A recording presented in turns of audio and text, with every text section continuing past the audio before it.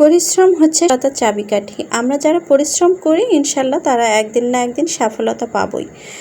আর যাদের ধৈর্য আছে, আসলে সফলতা হলো নয়, ধৈর্য লাগবে। ধৈর্য ছাড়া কখনোই সফলতা সম্ভব না। যেমন যাদের মেধা আছে কিন্তু পরিশ্রম করে না, তাদের মেধাটা আস্তে আস্তে আসলে কি হয়, অলসতায় পরিণত হয়ে যায়। সেই রকমই আমাদের মধ্যে আছে অদম্য শক্তি, কিন্তু আমরা অলস, কোনো কিছুই করতে পারি না। এই টাইপের যদি আমাদের মনের মধ্যে মনোবল থাকে তাহলে কোনোদিনও সফল হওয়া সম্ভব নয়। তো হ্যালো এভরিওয়ান, আসসালামু আলাইকুম। কী অবস্থা সবাই কেমন আছেন? আশা করি সবাই অনেক বেশি ভালো আছেন। তো আজকে রান্না করে নিচ্ছিলাম এই যে মুরগিটা আমি রান্না করে নেব। প্রথমে এইভাবে আমি মেখে রাখবো সমস্ত মশলাপত্র দিয়ে। এখানে কিন্তু হলুদ গুঁড়া, মরিচ, স্বাদ মতো নুন, ধনিয়া গুঁড়া আর আদা রসুন জিরা বাটাও দিয়ে দিয়েছি। দিয়ে সুন্দর করে মেখে এক সাইডে রেখে দেব। মুরগিটাতে কিন্তু আমি কয়েক পিস আলুও দিয়েছি, আর আলু না দিলে আসলে ভালো লাগে না। আমার মেয়ে আলু মাংসের মধ্যে খুব বেশি পছন্দ করে, এই কারণে 2-1টা দিতে হয়। আর মাংসের স্বাদই হচ্ছে আলু, আমি তো এটাই মনে করি। তো এই তো মাংসগুলো এক পর্যায়ে রেখে দিয়েছি ওইভাবে মাখিয়ে সুন্দর করে। এখন আমি চুলায় প্যান বসিয়ে দিয়েছি, এখানে রসুন আর দিয়ে দিলাম পেঁয়াজ কুচি। এটা আমি বেরেস্তা করে নেব পুরাটাই। আর এর মধ্যে দিয়ে দিলাম এখন আমি গোটা মশলাটাই এর সঙ্গে কিন্তু আমি দিয়ে দিয়েছি।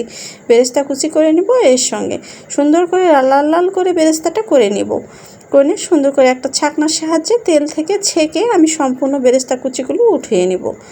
এখন এই তেলেই আমি মুরগিটা ছেড়ে দিব, দিয়ে ভেজে নেব। যেহেতু সব কিছু মশলা দিয়ে আমি রেখেছি, সেহেতু আর এখানে কোনো কিছুই দেওয়ার দরকার নেই।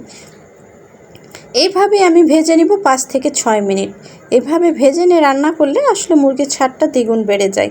এটা কিন্তু আলাদা করে ভেজে নিলেই ভালো হয়। এখানে মশলাপত্র সব কিছুই যেহেতু দিয়ে রেখেছি, সেহেতু এভাবেই আমি ভেজে নিলাম।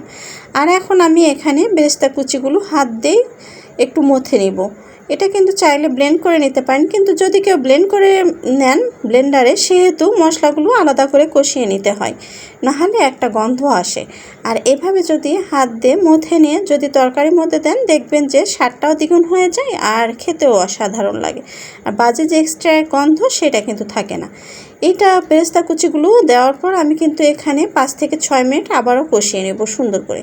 কষিয়ে নিয়ে এক পর্যায়ে আমি ঝোল দিয়ে দিয়েছি, একটু সেদ্ধ হওয়ারও বিষয় আছে, যাই হোক। তো এখানে আমি ঝোল দেওয়ার পরে 5 থেকে 6 মিনিট জাল করে নেব। দেখতে পাচ্ছেন কতটা সুন্দর, কতটা লোভনীয় হয়েছে, খেতে কি বলবো, মাশাআল্লাহ অসাধারণ হয়েছিল। আমার ভিডিওগুলো যদি আপনাদের ভালো লেগে থাকে তাহলে প্লিজ অবশ্যই লাইক কমেন্ট শেয়ার করবেন। আর যারা আমার পেজটিকে ফলো করেছেন তাদেরকে অসংখ্য ধন্যবাদ। যারা ফলো করেন না তারা ফলো করে পাশে থাকবেন। তো সবাই ভালো থাকবেন, দোয়া করবেন সবাই সবার জন্য। আল্লাহ হাফেজ।